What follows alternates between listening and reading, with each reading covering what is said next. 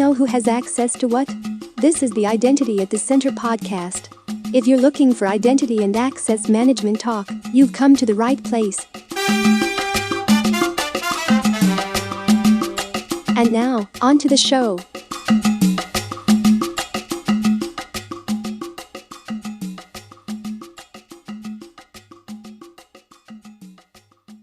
All right, welcome to another episode of Identity at the Center podcast. I'm Jeff. I'm here with Jim in Seattle. I'm Jim in Seattle. You are Jim in Seattle. Today was the last day of the KuppingerCole Consumer Identity World Conference. You said that better than anybody at the entire conference did. I am a professional podcaster, so yes. And you can tell by my professional podcaster voice. We should actually let everybody know we're using a snowball. I mean, this is the upper echelon of microphones, right? No. No. I would say this is beginner hobbyist, but I like it because it's portable and it fits into a bag really well. I don't want to start off as a complainer, but I'm going to. One of my biggest complaints at the conference this week was that people didn't hold the microphones up to their mouths, and they didn't have the speakers turned up very loud. So if you weren't sitting in the first couple of rows, you really couldn't hear what was being said. And there are a lot of quiet talkers. Mm-hmm. Quiet talker is fine, but hold the microphone up to your mouth. Yeah. My favorite was one of the panelists and one of the things that we were at, where he's up on a panel, right? And he's talking and he's holding the microphone down by his legs. At one point, he put the microphone in his lap to do hand motions. Right, yeah. I think you've already figured out. I watched the Joe Rogan podcast, or I listen to it. Sometimes I watch it on YouTube, and he'll remind his guests, put the microphone to your mouth. Mm-hmm. I felt like doing that during some of the meetings, like, hello, hold the microphone to your mouth. Yeah. Anyway. It's a nitpick. It's a nitpick. But it is something that once you see it, it's hard to unsee, right? Or unhear in this case. Yeah. No, I didn't hear everything, but I heard enough. You heard enough.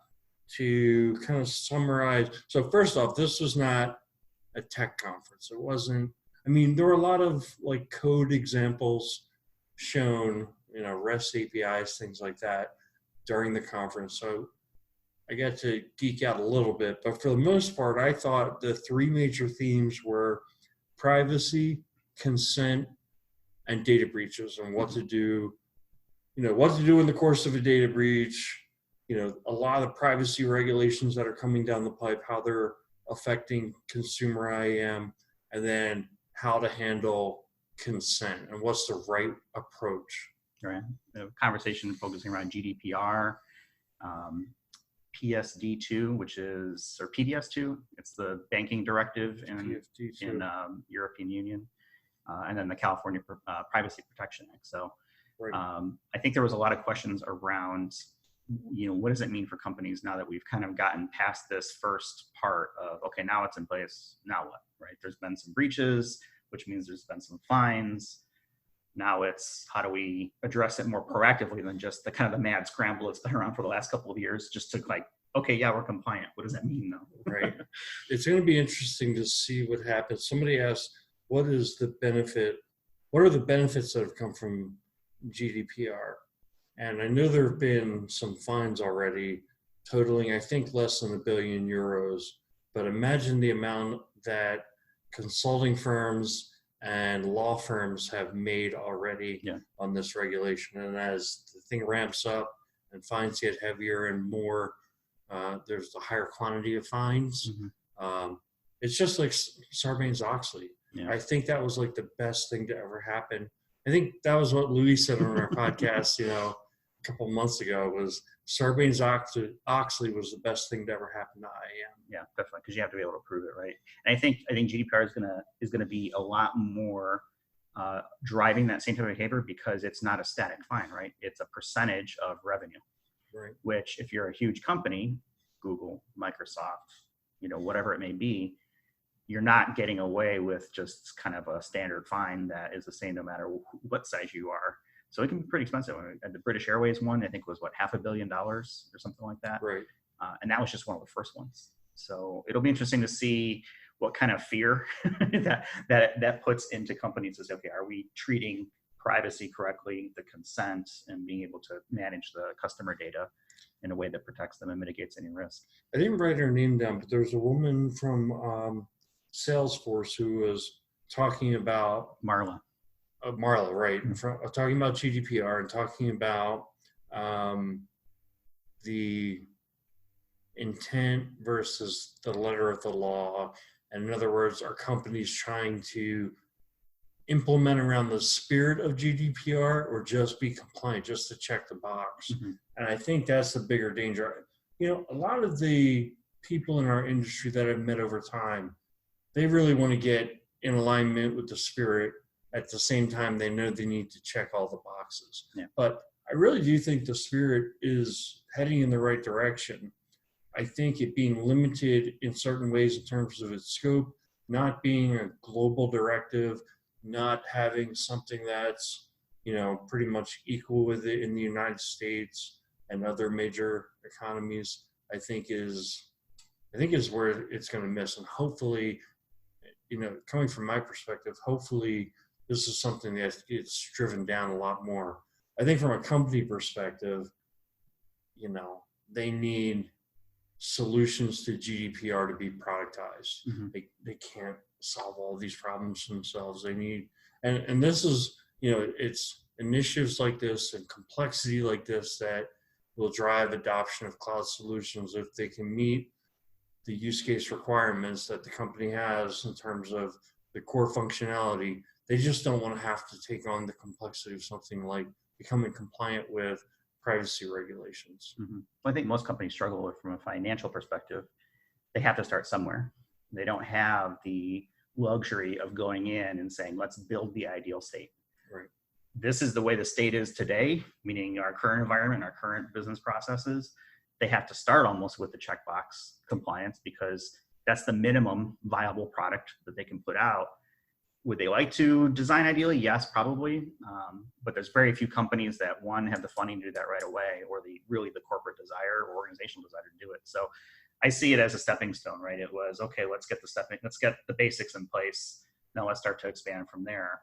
Right. Versus, you know, a product that maybe goes into it with, you know, product or a company or service that goes into it with security design first, which you are starting to see more of those, but not enough, I don't think. Right. You know, I think of several services that I use that are, you know, Web 2.0 and later products that still don't support MFA. Yeah. I think you've actually are starting to reach a groundswell where people expect two-factor. I don't know, you know, part of it is I feel like being in this industry, I lose touch with the common man. Yeah. You know, I would not bank at a bank that did not have two-factor. Mm-hmm. I just wouldn't do it. If I didn't feel like there was sufficient security around my account, I wouldn't bank there. With the average Joe on the street, I don't know. Every time I tell people, like I was saying the last podcast, I'm very social. I like to, you know, I like to talk to everyone. I'll talk to folks sitting next to me on the airplane, and invariably they'll want to know what I do, and I try to explain it within a context that I think they'll understand, and usually I explain it as username and password. I hate passwords. Do they put their earphones in? Oh, yeah, sorry. Yeah. No, it's even worse. Before they do that, I get the diatribe about how they hate changing their password. Yeah. I hate all these password standards. You know who does it best? There's one company where they don't even ask for a password. They just recognize your phone, and it's two-factor because it's you and the phone. Okay. Whatever makes you happy. Whatever makes you happy. And, you know, if you want your 401k funds and your entire financial future dependent on lax security policies, that's up to you. So, no, but I thought, you know, there's some really good conversation around consent. You know, the whole user managed access or UMA standard. I think, you know, we didn't talk too much about adoption and how far it's gotten in terms of adoption. It seems like, you know, Alan Foster gave the talk, and I remember Eve Magler, who has really been spearheading the UMA standard for as long as I've heard of it. I guess it's been around a lot longer than I was aware of it, but I've been aware of it since maybe 13 or 14. And before we get too far, what is UMA? UMA, user managed access. So the idea is that a user would be able to control who gets access to their data. The use case example that is often given is in the healthcare industry. If you wanted to give somebody enough access that they could look at some records or be able to pick up certain prescriptions for you, but not just black and white. Either you can see everything or you can see nothing. So more at like the entitlement or individual data level than at the account level. Right. It's an entitlement level. It's a way to permit people to have just certain access, not others, and also a whole ecosystem around granting, but also being able to revoke, seeing what access you've granted to who, and changing that list at any time, having receipts for having granted the access. So it's a well thought out strategy. It sounds an awful lot like blockchain, or what blockchain promises. Yeah. Receipts, individual access, you control it, self-sovereign identity, those types of things. Right. And just throwing it out there, it's probably not a topic for right now. Right. Because again, there was another blockchain system. Like, okay, I'm waiting for someone to productize it because I don't think it makes sense to build on it yet. So what's the right, at least for an organization to adopt, right? Most organizations aren't going to build their own blockchain. They're waiting for a product and a use case that it matches up with. Right. I understand the draw of UMA, and it makes sense. But again, I think it's a very specific use case. Until everyone is on board with that, it needs more backing behind it. The school records, medical records, things like that make total sense. But are hospitals using UMA today? So I feel like if large industry organizations jump on it and say, this is how you get in compliance with HIPAA, or this is what we really support, and we're going to pile some money and pile some resources into this. I have always felt like that was really what will help UMA get over the hump. And if you see one industry go all in on it, like healthcare, then you'll see other industries do the same potentially. You see somebody like Epic or Cerner, they would drive the UMA adoption through their software products, which are primarily used in medical, right? That's right. But who makes that product decision? Is it the hospital asking for it? You see, this is why I feel like it's got to be at an industry level. I don't feel like if one company drives it, then you're going to have mass adoption. I really feel like it, for UMA to really take off, it really requires cooperation across multiple platforms within an industry IT footprint. So, but from a consent standpoint, UMA was definitely there. It was definitely discussed. Also, we were just talking about consent in terms of your application. When you're collecting data about users, the right thing to do, and this isn't really driven by any standards other than the way we'd want to be treated, is letting people know why we're collecting the data, how it's going to be used, and your rights in terms of taking that data away. Now, what the discussion kind of went to was like, okay, now you're seeing with GDPR, every website you go to, they pop up some kind of modal saying we use cookies, and you need to accept our privacy policy before you move forward, or by clicking OK, you accept our privacy policy. And so it becomes, and you get hit with so many of these, you just want it to get off the screen. It's like right? the EULA, right? Everyone clicks just, sure, go ahead and install it, whatever. Yeah, and I think that's the part of that is what's happening. I think there's also kind of an injustice in that, if you don't really have a choice, like if your electric company says you need to accept this, you only have one choice of electric company. If you want electric, you have to agree to their privacy policy. That is not fair, I guess, but it is the way it is. So whose fault is that, though? Is it the consumer not being more aware of these types of issues, which, let's be honest, right? IAM is still niche, right? It's not something that people think about on a daily basis. Or is it the job of whatever good or service that the person is accessing to communicate that? Yeah. It's probably both, right? I mean, It's it's like probably both. if you're an educated consumer, you want to know where your things are going and whatever, and what how your data is being used. But does the common person really care? They just want to go to their website. Right. Well, I think they would care. I think people care about things when it really hits home. Right. I think this is one of those issues where, people probably don't care, but we saw some examples where a privacy policy at one point said, is very basic, like we're going to collect your data and we won't give it to anybody. Then they changed the privacy policy to say, we may share your data with third parties. Which means what? Right. Yeah. Who? What? Third parties means anybody else. Right. We can give your data to anybody. Now, you can say, you can go out to Microsoft, and I'm not sure if it was Microsoft, but you can go out to this service and cancel your account after you've invested whatever Right. amount of energy. I get You're in the ecosystem, and right. now you're stuck. I get emails from, say, PayPal. We've changed our privacy policy. Right. Well, first off, so am I going to go out there and read the privacy policy like 3 times a year every time they change it? Right. Then am I going to cancel my account when it is really become like a utility in It's a lot almost of like a ways? I standard. need it in order to make certain payments. Birthright access for a human.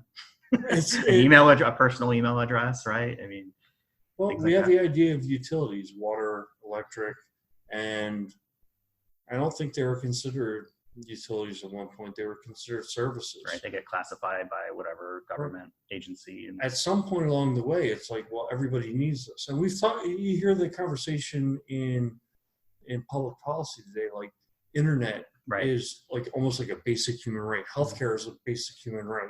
Okay. Whether or not you agree with that, it's getting to the point where it's pretty hard to live without healthcare. It's pretty hard to live without internet. So do you have, and it's certainly hard to live without using ATMs or PayPal. And if you want to use those services, does that mean that it's okay for the company to sell your data to whoever they feel like it? The hard part I have with it is, in addition to everything you just said, is that how hard they make it to opt out. Right? They'll send you a thing and say, by using this, you continue to agree. If you don't want to do this, go write a letter, right? Or print this form out. And there's no electronic way sometimes to opt out of things. You literally have to go back to pen and paper and a stamp and mail something to somewhere to opt out, right? Self-addressed stamp. Right, yeah. They make it really hard to not go along with their service. And sure, yeah, you can move services, but yeah, there's an investment, there's an ecosystem you get locked into. It's difficult to make that change sometimes. Someone brought up during one of their presentations around how many robocalls people are getting. And the average, so many today. The average American is getting 150 a year. And I was sitting there thinking, so it's not just me. Yeah. And I thought, okay, did I click on something stupid? Did I fill out some form somewhere and put my number in? Maybe the answer is yes, but apparently everybody does that. But I get these like text messages now, like, man lives for 150 years by eating this one root, and then there's a link, and I'm like, wait, can you send me that link? That sounds interesting. I'm not clicking that stupid link because you click that thing, it's going to say we've got a real phone number. Yeah, it's got some token in the URL. They're going to say, all right, that phone number is real. We should send more junk that way. The only answer is to just get off the internet, cancel your phone service. Well, I kind of remember back before the internet, there was the idea that you could be on a do not call list. It still exists, but nobody cares anymore, right? Yeah, there's so many. Does it work or does it not work? You have to opt into it every, 3 or 5 years? And then you've got like the Direct Marketers Association where it costs a fee to get taken off their list. Right. I mean, this is the thing. Again, it's too hard to opt out. These are not consumer-friendly practices, which if you're in a consumer identity access management conference, this is why these types of things come up. From the UI perspective and the user experience perspective of being able to easily come and go from the service. Right. Yeah, for each IM conference, there's probably 3 conferences on how to send this junk mail to people. Yeah. And the conferences are guilty too, right? We're going to get junk mail now from, each of the conferences that we go to, because now we're a lead and and we've attended something. So now we're going to get emails. Hey, guess what? It's September next year, make sure that you come out to this conference. I know, by the way, we gave your information to third parties. Right, to the vendors who were there. So we talked a little bit about the data breach stuff. I mean, there's a lot of discussion around that over the past 2 days. That British Airways data breach, that's something that I'm going to dig into further. They got nailed with a GDPR fine because of that data breach, but also I was aware of it, but it didn't really register to me as one that was as major as apparently it is. So that's one I've got to dig into further. And then we had a meeting today where there was a presentation from someone from the FBI. Yeah. I thought that was really cool. What were your That was thoughts? my favorite. Yeah. I mean, it's always cool to have spy agencies, right? And, presenting, et cetera. Guy's name was Nathan. He's part of the cyber task force, whatever it is, here in Seattle. And really his presentation was around why you want to partner with the FBI, which, there's always some hesitancy of working with the government on anything, I think. But I thought it was good. And it was definitely one of the ones that I was certainly paying a lot of attention to and just listening to the message she was putting out there. And to recap, one of the questions that I asked, first question I asked was around, so say you had one of your systems hacked and it was a financial system, you called the FBI, gave them the data, and then the IRS asked them, hey, could we have that data Sharing as well? the data between the FBI Sharing and the the IRS. data and other agencies. Mm-hmm. He said that would not happen. Yeah.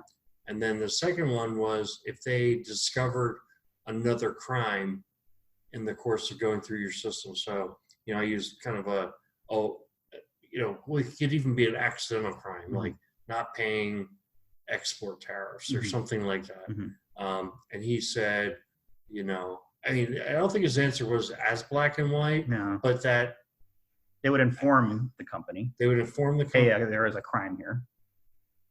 And then the expectation is sounded is that you would then inform the appropriate authority that, hey, a crime's been committed. Right. But it didn't leave out the fact that I'm sure there are provisions where if there is a crime that's been committed, the FBI can forward that tip to someone else. I would say that, at that point, you probably, my thinking here as a practitioner would be, one of the main things we need to do is put together a data breach plan. So in other words, if your company gets breached, not if, here's when your company gets breached, this is what you're going to do. Yep. Here are the players, things like that. I think you need to circulate that within your company. And part of it needs to be when you get law enforcement involved, who you contact, things like that. And in terms of reviewing the plan, one of the teams needs to be your legal team.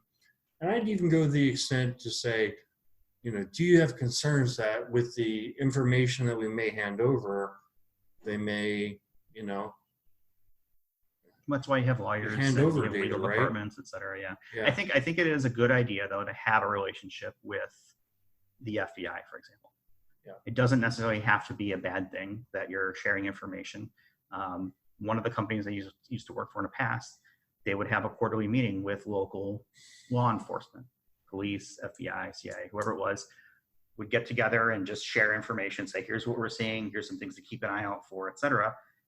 And that was pretty much it, right? At least you knew kind of the people in the area and you would know where to go to for help, et cetera. And then you can ultimately decide, someone's gonna make a decision of, okay, do we share this specific incident with the FBI or not? Right. And I would think in most cases that are consumer facing, because of the consumer aspect of it, that there's probably at some point there's going to have to be some sort of involvement by some law enforcement to be able to prosecute or to recover damages or whatever it may be from whatever the entity is. I feel like you have a lot more to gain from a relationship with the FBI than to lose, because hopefully you're not committing crimes, right? Yeah. Let's just assume that most people are running up and up. You're not committing crimes. I mean, the example I brought up was maybe an accidental crime, but let's assume that you have more to gain than to lose. Right. So I think that would apply for most folks. Yeah. I asked them about deepfakes.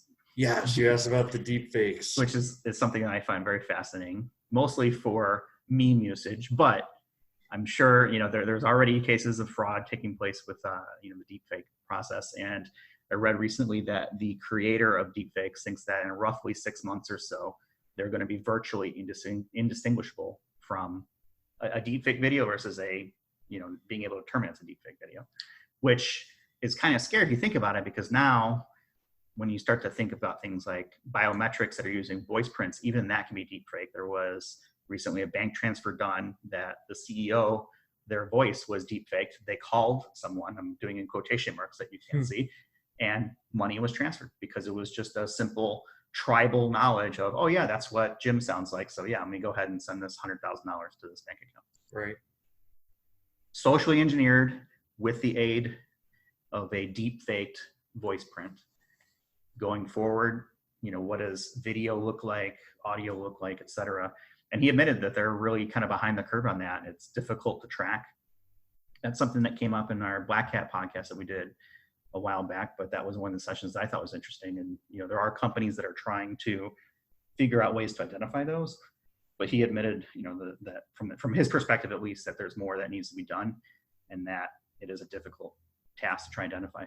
I felt like he answered your question in 2 parts. One was around just how difficult it is, what you were just addressing. The other was, is it a crime to commit to create these deep fakes? So, if you create a deep fake video of let's say Fletcher, right? Dressed as Gritty. Yeah. And so if you do a deep fake of a celebrity and, make them look stupid and then publish that, have you committed a crime? Or where does it become a crime? Like, let's just take it to a totally different type of crime. If you have a chop shop, in other words, like a place to bring stolen cars, where you're going to break them down into parts and then ship them out, is that a crime? No. The crime is committed when you bring the car there and you bring the stolen property on. Or I guess there could be a conspiracy to commit a crime. Right. But either way, you'd have to prove it. So I don't think just creating deep fakes by itself, it's not a thing, but it's a tool, another tool that can be used against an organization. I was going to ask Nathan the question of kind of what authority they act under with cybercrimes, because he even mentioned at one point, was a federal crime committed? In other words, like if it was a local crime, the FBI doesn't have jurisdiction. I think the FBI operates a lot with the Interstate Commerce Clause. Well, it's also Title 18 too, which is computer fraud. That's pretty broad. Okay. He didn't go into a lot of detail with it, but most likely it's Title 18 that they'll get you, which is pretty broadly stated as if you used a computer to do something bad. Right. They call it hacking, right? But he even said he didn't like that term as much, but that's just what people know it is. I think if you're doing any kind of computer crime, you're probably crossing state lines at some point anyway, making it a federal offense. Yeah. I don't want to turn this into a legal podcast because especially since either one of us is Jim and lawyers. Jeff told me this was okay. So Jim and Jeff don't know what they're talking about. Right. Yeah. That's our disclaimer. We have no idea what we're talking about. Right. But overall, I think the conference was a lot smaller than I thought it would be. And in our first version of this podcast that we recorded, I was probably a little bit more down on it, but I thought the content was actually pretty good. Yeah. I was turned off initially by just, there's nobody here. Right. But it turned into, there was actual discussion taking place in these sessions, which is not something that you normally see. And and good, thoughtful kind of discussion around what about this type of scenario, that type of scenario, how would we handle this type of thing, et cetera. So I thought that was, for the most part, the sessions themselves were good. Right. I had two my first recommendation is if you're in Seattle or driving distance to Seattle, this is a great conference to go to next year. And I think a lot of people at the conference were local. Yeah, it seems like about half to a third maybe. From at least West Coast people. Yeah. Then there were folks who were coming in from Europe and maybe they just, they really enjoyed KC conferences. Mm-hmm. My recommendations were two. One was if you're going to have all this German food, you should have German beer. Yep. And number two was to try to schedule it so that it's in the same city and close in dates to another conference. One of the things I like to do is try to hit two conferences mm-hmm. in the same city, kind of like go from one to the next. And, especially if you're flying, it just really brings the cost down. Yeah, well, I think just from a management perspective and having done this for years, it's a lot easier to justify, hey, we're going to spend an extra day, but we're also going to hit this other conference. Right, exactly. So if there's a way to do, Black Hat does this. So Black Hat is typically like Sunday through Thursday. And then DEF CON is Friday to Sunday. Yeah. So most people will go to Vegas for an entire week and hit both conferences. Yeah. There's a IM vendor that is doing the same thing with Gartner later this year. So their conference days are Sunday, Monday, mm-hmm. and the Gartner IM conference is Tuesday, Wednesday, Thursday. And really smart. Providing coverage of those. Yes, Jim and I will be at both of those events. So I'm sure we will have podcasts and some guests maybe from around there. Stay tuned. Tell your friends. That's right. Exactly. But yeah, I think this was a good conference. It's a young conference. It's only been around. This is its third year. It shows, but I think as more people become aware of it, that it's poised to grow as well. But the content itself, which is really what you're looking for, I think it was good. Right. Yeah, we don't want KC to give up on the conference. We want to keep pushing it and maybe try and tweak some things so that more people can, like the whole idea of scheduling it to bump up with something else. Yeah. Or, another idea I didn't put out there, but, they covered not only, so this was consumer IM world. Mm-hmm. They also cover other areas of IM and other areas of AI and everything. Just have all those conferences together in one place and get more people there mm-hmm. and allow people to switch tracks and things like that. Plus, so let's say you had 4 different areas that were covered. So internal IM, consumer IM, InfoSec, and AI. And you pulled in 300, 400 people. Mm-hmm. Then you can get a keynote speaker of somebody who's an industry expert or somebody who's completely outside the industry who's like, a higher level speaker. Mm-hmm. I mean, I think that's one of the great takeaways from any conferences. If you get a keynote from somebody who's, outside of your industry, just gives you a different way to look at things. Like Bill Nye at the Gartner Catalyst Conference, 5 years ago. Bill Nye, the science guy. Yeah. It was it's not really an identity conference, but it's sort of like here's what's next from a security perspective. And, Gartner got Bill Nye to be the closing speaker. I had a great time with it. Yeah. Dane and I were there. Dane got a selfie with him. I took a far away selfie with him. So, nice. But it was kind of cool. And it was a great experience, listening to him talk, and he's funny, he's entertaining, et cetera. Yeah. But, his ideas gelled really well with the conference message. Right. Yeah. And you have to have a certain number of people coming to the conference in order to justify that. It can be expensive. It can be really expensive. Yeah. So how did you do with your conference attendance strategy? We talked about it a couple days ago, kind of like going into it with Jamie.